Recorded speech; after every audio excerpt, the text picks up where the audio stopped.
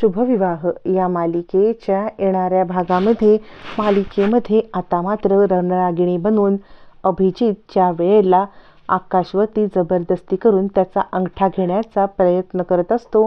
त्यावेळेला इकडे आता भूमी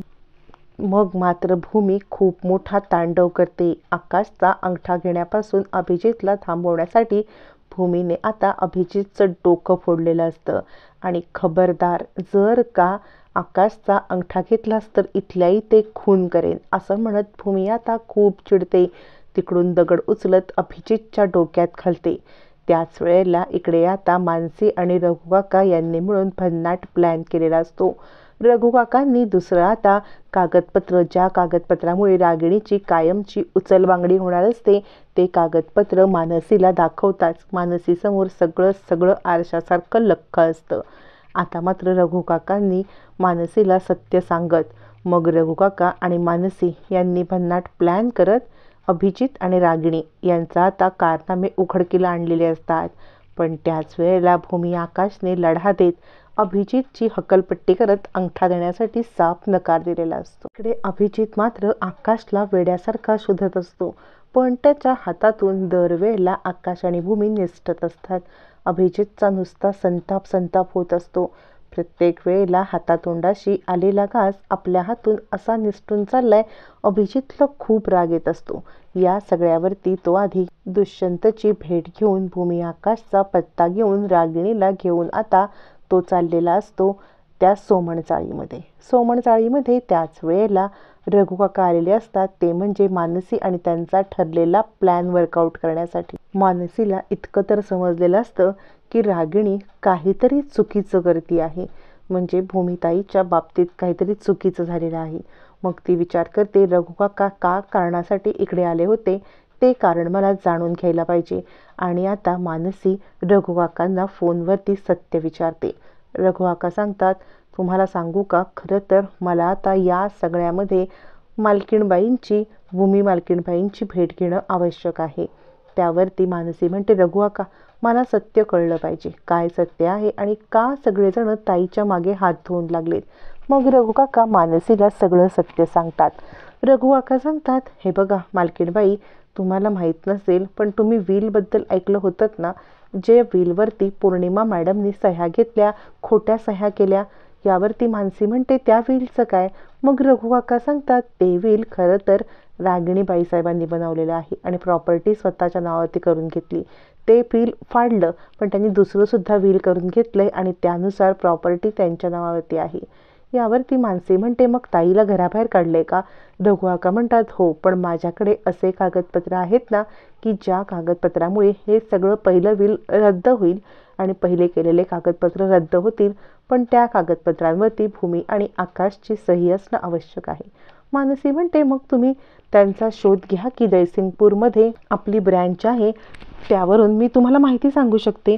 रघुकाका म्हणतात, मालकीणबाई तुम्ही खूप साध्या सरळ आहात, तुम्हाला गोष्टी माहीत नाही आहेत। जयसिंगपूरला आपली कोणतीही ब्रँच नाही आहे, आपली ब्रँच तिकडे नाही आहे, ते दोघंजण इकडेच आहेत, मला त्यांचा पत्ता समजलाय।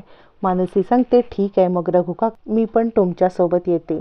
रघुकाका म्हणतात, आधी मी तिकडे जातो, आराखडा बघतो आणि त्यानंतर मी तुम्हाला कळवतो इकडे कसं काय ते। असं म्हणत आता रघुकाका सोमणचाळीत येतात। अक्कांना आधी डाऊट येतो, अक्का चाळीतल्या माणसांना बोलवतात। चाळीतली माणसं रघुकाकांवरती हल्ला केल्यावरती आकाश येतो आणि हे माझे रघुकाका आहेत आणि तो आता रघुकाकांना घेऊन रूममध्ये जातो। त्याच वेळेला भूमी आता इकडे अभिजितला पाहते। अभिजितला पाहिल्यावरती भूमीच्या लक्षात येतं की हे माझ्या पाठलाग करतायत आकाशच्या सहीसाठी। त्याच वेळेला भूमी आता त्यांना लपून छपून पळण्याचा प्रयत्न करत असते, पण अभिजित आणि रागिणी हे दोघंजण भूमीला पाहतात। त्यांच्या समोरून तिची कार आता जात असते। कार जात असताना जरी भूमीने या दोघांना पाहिलं असलं तरी रागिणीचं लक्ष नसतं। रागिणी अभिजित पुढे बघत असतात। मग भूमी लगेच वाट वाकडी करून घरी येते। त्याच वेळेला रघुकाका भूमीला गाठतात, मालकीणबाई तुम्हाला मी महत्त्वाचं सांगायला आलोय, ते तुम्ही प्रॉपर्टीच्या पेपरवरती सह्या केल्यात ना, त्या प्रॉपर्टीच्या पेपरवरती सह्या करून काही उपयोग नाही आहे। कारण ना माझ्याकडे असे कागदपत्र आहेत की तुम्ही प्रॉपर्टीच्या पेपरवरती सह्या केलेले कागदपत्र नील होतील जर तुम्ही या कागदांवरती सह्या केल्यात. असं म्हणत रघुकाका दुसरे कागदपत्र आणून देतात आणि ते सांगतात की ही प्रॉपर्टी तुम्ही कोणालाही देऊ शकत नाही, यासाठी यावर सह्या करा, मी ते कोर्टात जमा करतो. त्यावरती भूमी सांगते, रघुकाका आत्ताच मी रागिणी आणि आता अभिजित या दोघांना पाहिलेलं आहे. रघुकाका म्हणतात, मालकीणबाई त्यांना घाबरायची काहीच गरज नाही आहे. मी तुमच्या बहिणीशी मानसीशी बोललेलो आहे. तुम्ही सुद्धा मानसीसोबत बोलून घ्या. तिने आणि मी प्लॅनिंग केलेलं आहे. आत्ताच्या आत्ता इथून तुम्हाला ही रूम सोडावी लागेल, कारण याचा पत्ता त्यांना समजला असेल म्हणून ते तुमचा पाठलाग करतायत. भूमी सांगते, रघुकाका तुम्ही खरंच देवासारखे धावून आलात. असं म्हणत ती रघुकाकांना त्या पेपरवरती सह्या करून ते पेपर कोर्टात जमा करायला सांगते. मग मात्र भूमी आता अक्कांना सांगून आकाशला घेऊन रघुकाका आणि मानसी यांनी त्यांच्यासाठी जे गुप्त ठिकाण ठेवलेलं आहे त्या ठिकाणी जाते. आणि इकडे अभिजित आणि रागिणीला भूमी दिसत नाही. मग मात्र अभिजितला मानसीवरती डाऊट येतो, कारण या सगळ्यामध्ये घरामध्ये एकटी मानसीच आहे जी आपल्या विरोधात आहे आणि जी आपल्या विरुद्ध अथर्वचे कान भरू शकते. तर नक्कीच हिचं भूमीसोबत संगनमत असेल आणि दोघंजण आता मानसीवरती हल्लाबोल करतात. इकडे रागिणी सांगते, तू तुझ्या बहिणीला सांगितलंस ना की आम्ही तिकडे चाललेलो आहोत. मानसी म्हणते, मला कुठे माहिती आहे ताई कुठे आहे, ताई तर जयसिंगपूरला आहे, माझ्याकडे तिचा नंबरही नाही. रागिणी म्हणते, वेळ घेऊन पेडगावला जाऊ नकोस, तुला सगळं माहिती आहे. मला माहिती आहे या सगळ्यामध्ये तुझाच हात आहे. मानसी म्हणते, खरंच मला काही माहीत नाही, याच्याबद्दल मला काहीच माहीत नाही. असं म्हणत मानसी या दोघांना चकमा देत असते, पण तरीसुद्धा या दोघांना विश्वास बसत नसतो आणि मग ते मानसीचा पाठलाग करतात आणि इथेच मानसी फसते. मानसी आपल्या ताईला भेटायला जिथे रूम रघुकाकाने दिली आहे तिकडे जाते.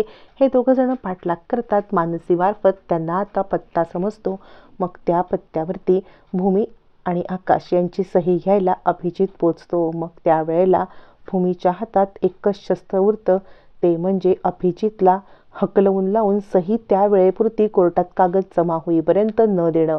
मग भूमी तेच करते. रणरागिणी बनून भूमीने अभिला आता फोडून काढायला सुरुवात करते. अभिजितने कागद आणून आकाशचा अंगठा जबरदस्ती घेण्याचा प्रयत्न केल्यावरती भूमी चिडते आणि चालता हो इथून, नाहीतर ना इथेच मी खून करेन. अभिजित म्हणतो, तुम्ही कुठे पळून जाऊ शकत नाही, मला फक्त आकाशचा अंगठा हवे. पण भूमीला रघुकाकांचे शब्द आठवतात की मालकीणबाई कोर्टामध्ये पेपर जमा होईपर्यंत कुठेही सही किंवा अंगठा देऊ नका. मग भूमी तिथला दंडुका उचलते आणि अभिजित जबरदस्ती ज्या वेळेला आकाशचा अंगठा घेण्यासाठी करत असतो तेव्हा आता त्याच्या डोक्यात घालते. अभिजित रक्तबंबाळ होतो. मग भूमी तिकडून पळून जाते. फक्त उद्याचा एक दिवस भूमीला हवा असतो. तेव्हा कोर्टामध्ये पेपर जमा झाले की भूमी आणि आकाशची चिंता मिटणार असते. त्या एक रात्रीपुरतं अभिजितपासून वाचणं महत्त्वाचं असतं. त्यासाठी भूमीने त्याचं डोकं फोडलेलं असतं. मानसी रघुकाकांनी मिळून केलेला प्लॅन वर्कआउट होतो. अखेर भूमी आणि आकाश अभिजितला चकमा देऊन तिकडून पळून जातात.